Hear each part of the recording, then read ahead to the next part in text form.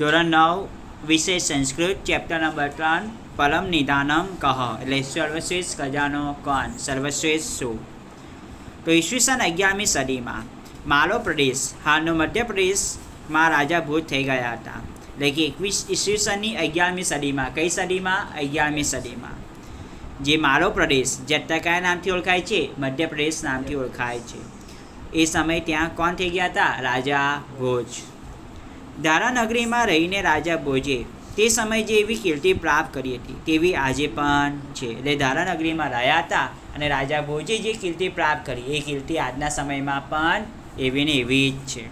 એમની સુંદર રાજ્ય વ્યવસ્થા જોઈ લો કે જટિલ પ્રસંગોમાં પણ ન્યાય આપવાની કુશળતા તથા વિદ્વાનોની ગુણવત્તાની પલક વિશેની કેટલી રમૂજ કથાઓ આજે પણ લોકોમાં લોકપ્રચલિત જોવા મળે છે. અને આવી કથાઓનો સંસ્કૃતમાં રચાયેલો એક સંગ્રહ જે ભોજ પ્રબંધ નામે જાણીતો છે.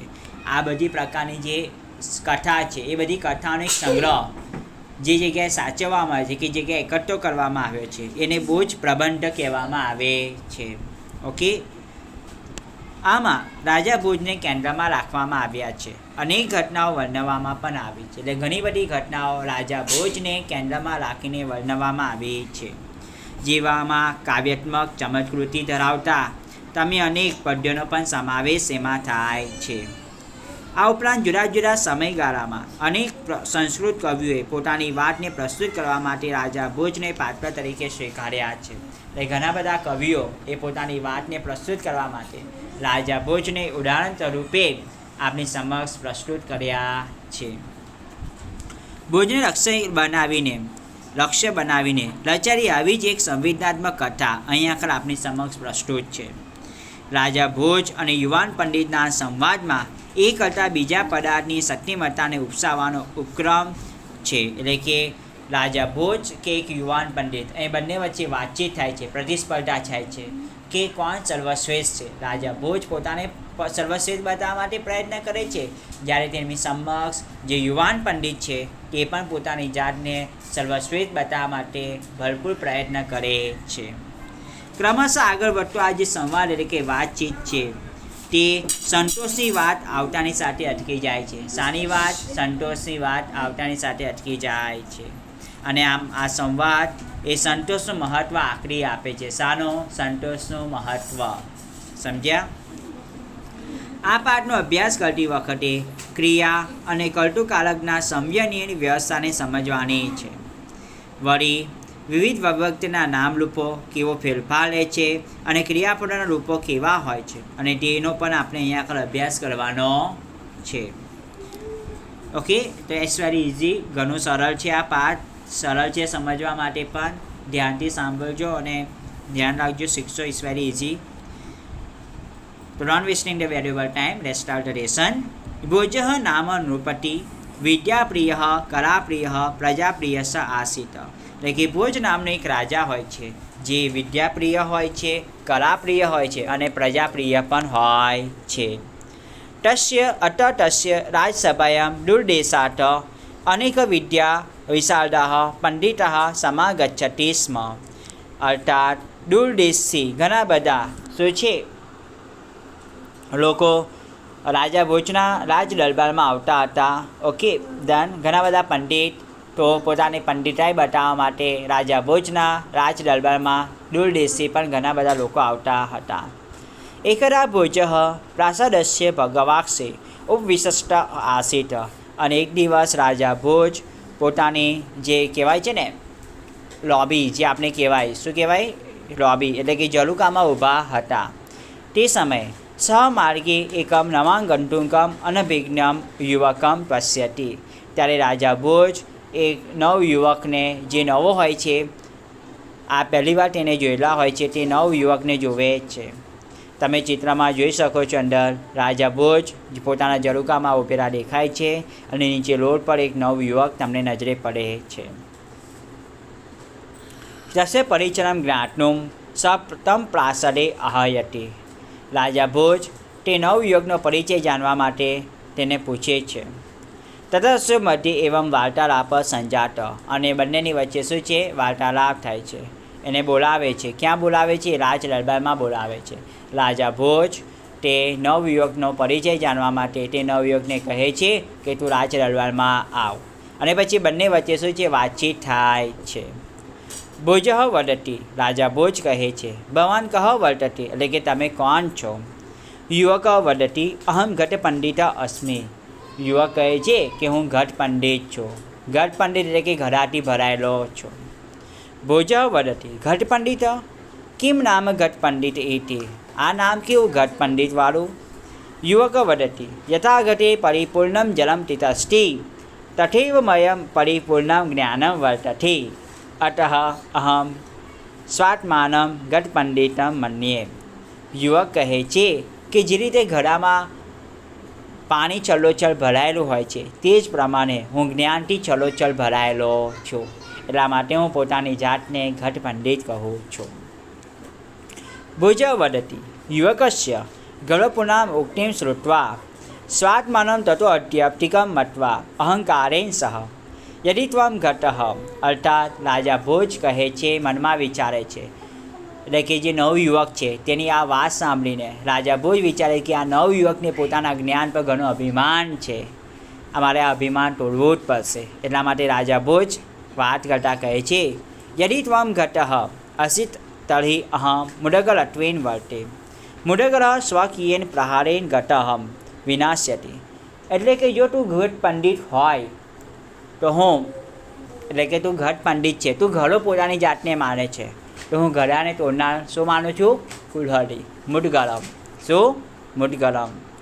મારા એક જ પ્રહારથી, એટલે કે કુલ્હાડી જે આવે છે ને, મારા એક જ પ્રહારથી તારો ઘડો તૂટી જશે.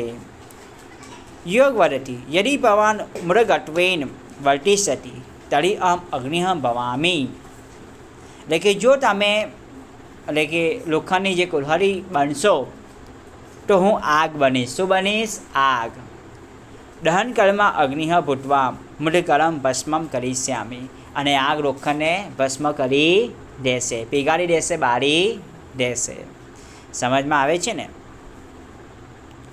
ભોજ વદતી, ત્વમ યદિ વહિત્વેન વર્તિષ્યતિ તર્હિ અહમ વૃષ્ટિમ ભવિષ્યામિ. એટલે કે જો તું આગ બનીશ તો હું વરસાદ બનીશ, વૃષ્ટિ બનીશ. શું બનીશ? વરસાદ બનીશ. વૃષ્ટિ પુરતઃ વર્હિઃ સ્ટાતુમ ન શક્નોતિ તથા ત્વમપી મમ પુરતઃ સ્ટાતુમ ન શક્નોસી. અર્થાત જો તું વરસાદ બનીશ તો હું, તું આગ બનીશ તો હું વરસાદ બનીશ, કેમ કે મારી સામે તું તાકી શકીશ નહીં. મારા વરસાદના બુંદથી તારી જે આગ છે એ ઓલવાઈ જશે. ત્યારે એના પ્રત્યુત્તરમાં યુવક આન્સર આપે છે. યુવક વદતી, વૃષ્ટિમ તું વાયુ સબરેન યત્ર કુત્રાપી વાયુ મહર્તિ. વાયુથી મહર્તિ. અર્થાત તે કહે છે, એટલે કે જો તમે વાયુ બનશો, એટલે કે તમે વરસાદ બનશો તો વરસાદને ભક્ષણ કરનાર હું વાયુ બનીશ. કેમ કે વાયુ એ શું છે? વરસાદના બુંદોને દૂર દૂર સુધી ફેંકી દેતા હોય છે. તમે આ પણ સાંભળ્યું હોય ને કે વાવાઝોડા સાથે વરસાદ આવે ને તો વરસાદ દૂર ફેંકાઈ જાય, છાંટા નજીક રહે નહીં. વૃષ્ટિરૂપેણ ભવન્તમહં વાયુ ભૂત્વા ઇતર તત ભવિષ્યામિ. એટલે કે વૃષ્ટિ સ્વરૂપ હું વાયુ બનીને તમારું ભ્રમણ કરીશ, તમારું ભક્ષણ કરી નાખીશ. ભોજ વદતી, ત્યારે ભોજ કહે છે, યદિ ભવાન વાટવેન વર્તિષ્યતિ તર્હિ અહમ વાયુ ભક્ષક ભુજગ ભવિષ્યામિ. ભુજગ સન સતતમ વાયુરૂપમ ભવંતમ ભક્ષિષ્યામિ. અર્થાત રાજા ભોજ કહે છે કે જો તું વાયુ બનીશ તો હું વાયુને ગ્રહણ કરનાર સાપ બની જઈશ. ભુજંગ એટલે શું કહેવાય? સાપ. સાપ શું કરે? વાયુનું ભક્ષણ કરી દેતો હોય છે. ત્યારે એના પ્રત્યુત્તરમાં યુવક કહે છે, યુવક વદતી, ભવાન યદિ સલ્પઃ ભવિષ્યતિ તર્હિ અહમ સલ્પભક્ષકો ગરુડો ભવામિ. અર્થાત યુવક કહે છે કે જો તમે સાપ બનશો તો હું સાપને ભક્ષણ કરનાર ગરુડ બનીશ. શું બનીશ? ગરુડ બનીશ. રામાયણમાં એક પ્રસંગ આવો આવે છે, તમે જોયું હશે. જ્યારે લંકેશ્વર રાવણનો સુપુત્ર મેઘનાદ જ્યારે રામ અને લક્ષ્મણ પર શું કરે? નાગબાણ ચલાવે છે અને રામ અને લક્ષ્મણને શું છે? નાગબાણથી શું કરે છે? બાંધી દે છે. ત્યારે હનુમાનજી કોને યાદ કરે છે? ગરુડદેવને યાદ કરે છે. ગરુડદેવને. અને સ્વર્ગમાંથી ગરુડ દેવને બોલાવીને લાવે છે અને ગરુડ દેવ શું કરે છે, એ નાગ બાક્ષને જે નાગો, જે સાપ વગેરે, જે વિસરા સાપ અને નાગ વગેરે જે લપટેરા છે કોના પર, રામ અને લક્ષ્મણ પર, તો એ હટાવી દે છે. સમજ્યા ને? આગળ વાત કરી છે તે જુઓ. યોગ વદતી મનસા વિષ્ણુ પ્રણમ્યસ પાંડિત્યમ પ્રદર્શમ અગ્રે વદતી યદિ ભવાન ચક્રધર વિષ્ણુ તરિહમ ભવત મટકેશે ઉપરી શોભામાનમ મુકુટમ અસ્મિ. સોરી, એક લાઇન મિસિંગ થઈ ગયા. ભુજ વદતી વાક્યરેમ વર્ધયમ ત્વમ યદિ ગરુડ અલસી તરિહમ ચક્રધારક વિષ્ણુ વિષ્ણુ ગરુડારુત ભવતી. અર્થાત જો તું ગરુડ બનીશ તો ગરુડને ધારણ કરનાર એટલે ગરુડ પર બિરાજમાન હું વિષ્ણુ બનીશ. કેમ કે ભગવાન વિષ્ણુનું વાહન શું છે? ગરુડ છે. ત્યારે એના પ્રત્યુત્તરમાં યુવક કહે છે, મનસા વિષ્ણુ પ્રણમસ્યમ ચ પાંડિત્યમ પ્રદર્શનમ અગ્રે વદતી યદિ ભવાન ચક્રધર વિષ્ણુ તર્હિ અહમ ભવત મસ્તકસ્ય ઉપરી શુભમાનમ મુકુટમ અસ્મિ. મુકુટમ સદા મસ્તકસ્ય ઉપરી એવમ સમતિષ્ઠે. અર્થાત યુવક કહે છે કે જો તમે ભગવાન વિષ્ણુ બનશો તો હું ભગવાન વિષ્ણુ પર ધારણ કરનાર મુગટ બનીશ. કેમ કે મુગટ હંમેશા મસ્તકની ઉપર જ હોય છે અને મસ્તકથી સર્વશ્રેષ્ઠ જ હોય છે. સમજમાં આવે છે ને? એટલે હું શું બનીશ? મુગટ બનીશ. ભોજ વદતી યુવકસ્ય પાંડિત્યમ અનુભૂય એટલે કે યુવકની પંડિતાઈ અનુભવીને રાજા ભોજ કહે છે, તર્હિ મુકટસ્ય અપરી શોભામાનમ પુષ્પહમ અધુના તવલોપી સ્થાસ્યામી. રાજા ભોજ પોતાના મનમાં જે નવયુવક છે તેની પંડિતાઈ અનુભવે છે અને વખાણ કરે છે અને સાથે કહે છે કે જો તું મુગટ બનીશ તો મુગટ પર ધારણ કરનાર એટલે કે મુગટ પર ચડાવનાર હું પુષ્પ બનીશ. એટલે કે જ્યારે પણ આપણે ભગવાન વિષ્ણુને પુષ્પ અર્પિત કરીએ તો મુગટ પર પણ પુષ્પ અર્પિત કરતા હોઈએ છીએ. એનાથી મુગટથી પણ ચડ્યાતું કોણ છે? પુષ્પ છે. યોગ વદતી ભવાન યદિ પુષ્પમ ભવિષ્યતિ તર્હિ અહમ અપી ભમલો ભૂત્વા ભવ પુષ્પાસ્યોપરી સ્થાસ્યામી. અર્થાત નવયુવક કહે છે કે જો તમે પુષ્પ એટલે કે ફૂલ બનશો તો ફૂલને ગ્રહણ કરનાર એટલે કે ફૂલનું ભક્ષણ કરનાર હું ભમરો બનીશ. કેમ કે તમને ખબર છે ભમરાનું કામ શું હોય છે? પુષ્પમાંથી રસ ચૂસવાનું કામ હોય છે. યસ, એની આસપાસ કરીને ભમરવાનું કામ હોય છે. ભોજ વદતી એવમ ભવાન ધ્રિરેકે તર્હિ અહમ સૂર્ય. એટલે કે જો તું ભમરો બનીશ તો હું સૂર્ય બનીશ. પુષ્પસ્ય અંત સ્થિત ભ્રમર સૂર્યાસ્કારે બંધી ભવતી અમપી ત્વમ બંધીન કરિષ્યામી. અર્થાત રાજા ભોજ કહે છે કે જો તું ભમરો બનીશ તો હું સૂર્ય બનીશ. કેમ કે સૂર્યાસ્ત સમયે પુષ્પની અંદર શું છે? ભમરો બંધી થઈ જશે. સૂર્યાસ્ત હશે તો પુષ્પની અંદર હોય છે. સૂર્યાસ્ત સમયે હું આઠમી જઈશ એટલે કે સૂર્યાસ્ત થઈ જશે ત્યારે પુષ્પ પણ શું જશે? બંધ થઈ જશે અને જેમાં તું બંદી બનાઈ જઈશ. યુવક વદતી યુવક કહે છે. શું કહે છે યુવક?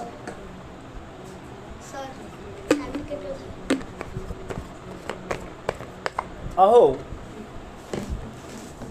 ભવાન સૂર્યસ્તર્હિ અહમ મહાપ્રભવી રાહુ. એટલે કે જો તમે સૂર્ય થશો તો હું સૂર્યથી પણ મહાપ્રભાવી શું બનીશ? રાહુ બનીશ.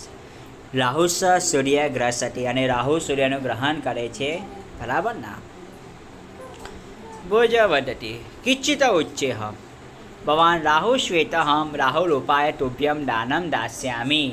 એટલે કે જો રાહુલ બનીશ તો રાહુલનો ઉપાય છે. રાહુને શાંત કરવા માટે હું રાહુને દાન કરીશ. શું કરીશ? રાહુને દાન કરીશ. જેની કોઈ પણ જન્મ રાશિમાં કુંડલીમાં રાહુ નડતો હોય તો રાહુનું દાન કરવાથી, રાહુને દાન આપવાથી રાહુ શાંત થાય છે. દાન